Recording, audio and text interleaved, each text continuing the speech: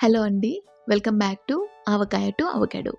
ఈరోజు ఒక మంచి లంచ్ బాక్స్ రెసిపీ చూపిస్తున్నాను. మార్నింగ్స్ ఎక్కువ పని లేకుండా ఈజీగా చేసేయచ్చు. అండ్ టేస్ట్‌లో కూడా ఎక్కడ కాంప్రమైజ్ అయ్యే పనే ఉండదండి.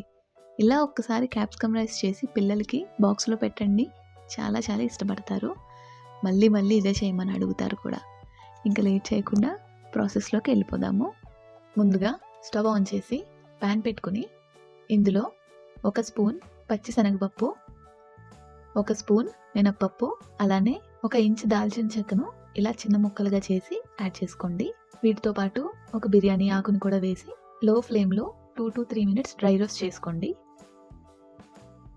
ఇవి కొంచెం ఫ్రై అయ్యాక 1 టీ స్పూన్ జీలకర్ర, అర టీ స్పూన్ మిరియాలు అండ్ ఇక్కడ మీ స్పైస్కి తగ్గట్టు ఎండుమిర్చిని యాడ్ చేసుకోండి.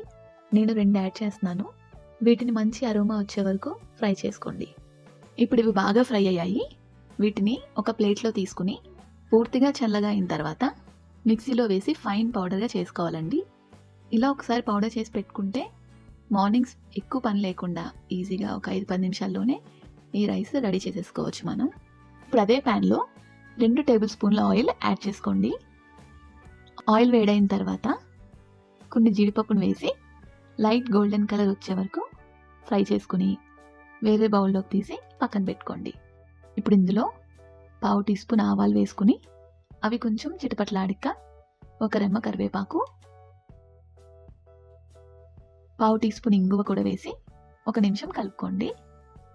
నెక్స్ట్ ఇందులో క్యాప్సికమ్ని ఇలా చిన్న ముక్కలుగా కట్ చేసుకుని 1 కప్పు వరకు యాడ్ చేసుకోవాలి. ఇందులో కొంచెం సాల్ట్ యాడ్ చేస్తే క్యాప్సికమ్ త్వరగా వేగిపోతాయండి. ఒక 3-4 నిమిషాలు ఫ్రై అయిన తర్వాత ఆల్రెడీ రెడీగా పెట్టుకున్న పౌడర్ని ముందు ఒక 3 స్పూన్లు వేసుకుని బాగా మిక్స్ చేయాలి. అలానే వేయించి పెట్టుకున్న జీడిపప్పును కూడా యాడ్ చేసి 1 నిమిషం పాటు ఫ్రై చేసుకోండి. ఇప్పుడు ఇందులో 1.5 కప్పు పొడి పొడిగా వండుకున్న రైస్ని యాడ్ చేసుకోండి. ఇక్కడ నేను బాస్మతి రైస్ యూస్ చేశాను. మీరు ఏ రైస్ అయినా యూస్ చేయొచ్చు. మొత్తం ఈ క్యాప్సికమ్ మిక్స్ని మొత్తం రైస్కి బాగా పట్టేలాగా కలుపుకోవాలి.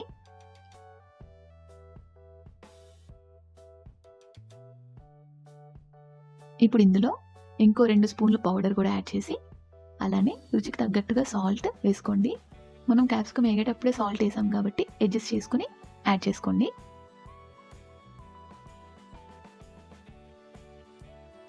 ఇంకా ఫైనల్గా కొత్తిమీర వేసుకుని దించేయడమే. అంతేనండి, క్యాప్సికమ్ రైస్ రెడీ అయిపోయినట్టే. ఎంత ఈజీ రెసిపీని మీరు కూడా ఒకసారి తప్పకుండా ట్రై చేయండి. మీ ఫీడ్బ్యాక్ని కామెంట్లో రాయండి.